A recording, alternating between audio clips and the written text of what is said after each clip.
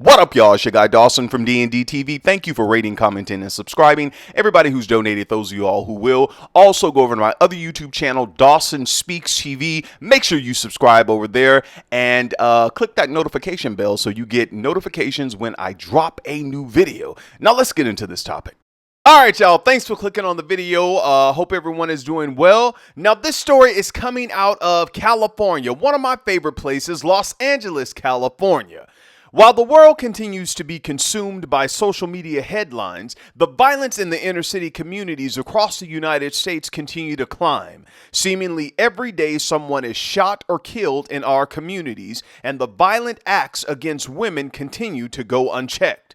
Fatima Johnson, a beloved mother of 6, is the latest victim and represents the fact that women, and black women in particular, are continuously unprotected in these communities, especially in cases of intimate partner violence.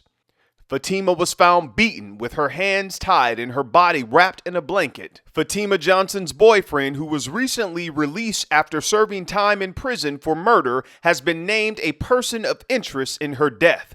Now I'm going to let you all watch this video and I'll be back with the rest of my commentary, and you all know me, I'm Dawson, and I won't hold back.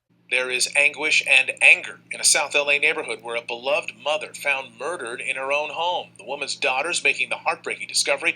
Tonight they're shining a light on the life taken and they're asking for help to catch her killer. Eyewitness News reporter Leanne Sue live at LA Police headquarters where detectives are hard at work tonight. Leanne. Mark, an outpouring of love and support tonight for Fatima Johnson's family as they struggle to comprehend her brutal murder. Her 6 children, as well as LAPD investigators, asking for the public's help finding her killer. I want y'all to feel my pain. I want y'all to know how I feel right now. Finding my mama like that. I want y'all to know. A daughter devastated after discovering her mother, Fatima Johnson, dead. The 54-year-old's hands bound, her mouth duct taped, her body rolled in a blanket. The scene that my sisters and I witnessed, my sisters witnessed firsthand, and what happened to my mother is something that no child should ever see of their parent. Dozens of family and friends gathering for a vigil outside Johnson's South LA apartment where she was found murdered. I was the last person that seen my cousin, and that hurt me to the core. That was my sister. Her daughters say they knew something was wrong when she didn't show up for work. They made the horrifying discovery in her apartment early Sunday morning. Johnson's jewelry and her car missing. They believe her boyfriend is to blame. He was just released from prison 6 months ago after completing a 25-year sentence for murder. We took it upon ourselves to start popping up on my mother and checking in on her to make sure she was all right because we didn't feel comfortable with her relationship. To the man that murdered my mama, I talked to you this morning. I want you to make your statement. I want you to turn yourself in. Investigators say Johnson's boyfriend is a person of interest, but say the investigation is just getting started. The 54-year-old was well known and well loved in her neighborhood. Family and friends say her murder is a huge loss for the community she was always trying to help. My mother made an impact on everyone that she touched. Everyone that knows Fatima Johnson, they're going to tell you some good things about her no matter who you talk to, because she made an impact on everybody. And her family says her boyfriend was one of those that she was trying to help him with his addiction. Again, the family and investigators asking for help in this case. A GoFundMe has been set up to help the family deal with burying their mother.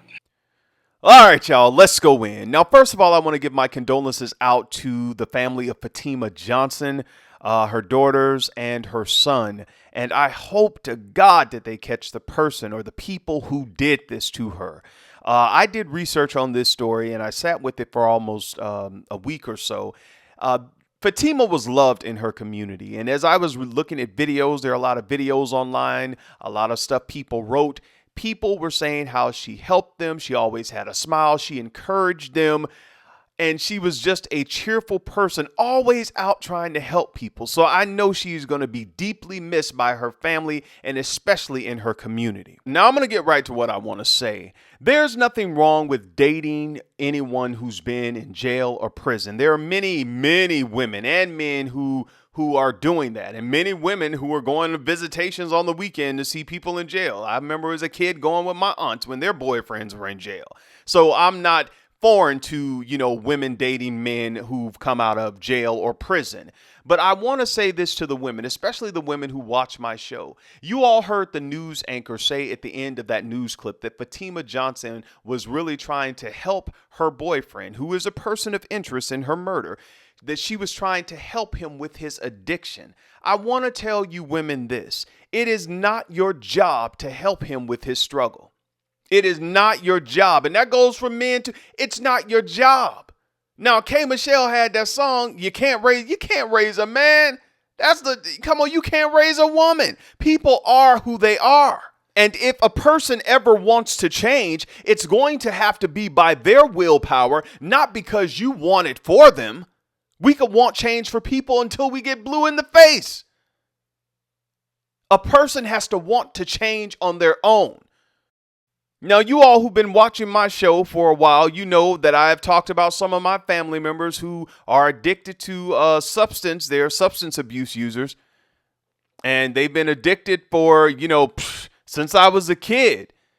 And sometimes you just have to face it that if God don't change people, I'm not going through this again. We went through this when I was a kid with all of the rehab. They went to jail. Some of them went to prison and they did all of this stuff. And now, they're in their late 50s and going in their 60s and we're still dealing with the same thing. I'm not wasting my time.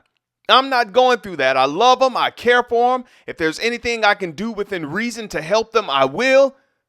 But sometimes you have to, you can't help people with certain things. You'll waste your life. And I can see family members who have wasted their life trying to help others. And they want us to do it. Hell no, I'm not doing it. You wasted yours. No, if they addicted, they going to stay addicted to Jesus come. I'm not wasting my life. No, I'm not. No, I ain't watch. So for women and men who are trying to help people with their struggles, it's a no-win situation. It is not your job to help them with their struggles. Now, I know I said in the beginning that some people, there are people who date people who have been in prison and who have been in jail. But y'all do your background checks and see if what they've been convicted of, are you okay dealing with that? And then here's the thing. When they come out of prison and when they come out of jail, they shouldn't come live with you. They need to come out and get in a halfway house or some kind of group home and then start working and building themselves up. You can't do that for them. And there are a lot of women who get in this situation. And I know I keep saying to women because this stuff usually happens more to women. But you're trying, he has a good heart and I'm going to be there to help him and I'm going to stand by him. Come on, y'all. You can't a man got to pull his own weight. He got to do it. Y'all just stop that. This is not 1982. It's not 1992. It's not 2002. You ain't got to help him. Come on. He's an able-bodied man.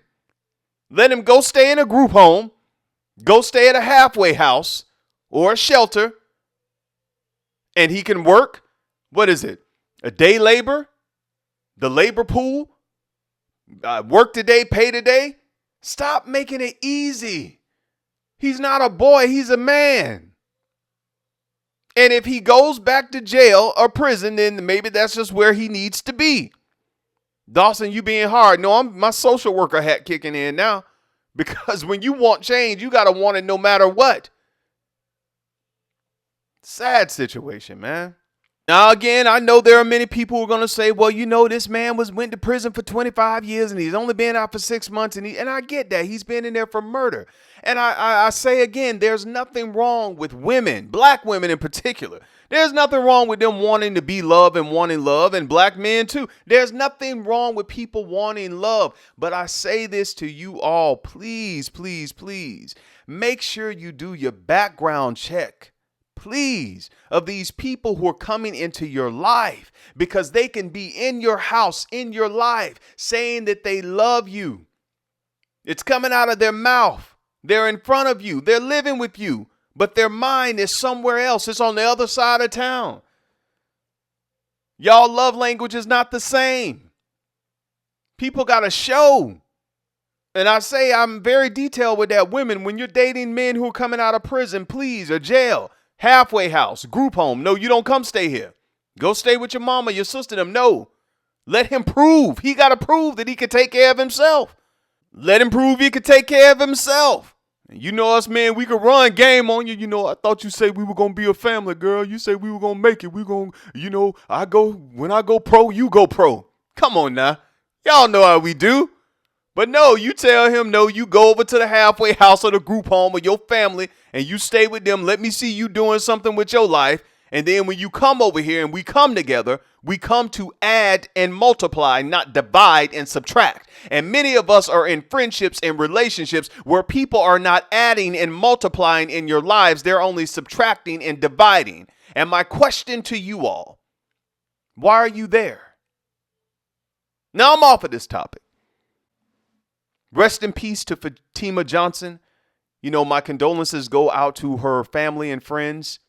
This is a sad situation. You all take care of yourself and each other. Go off in the comments. Let me know what you think about this video and this topic. Peace.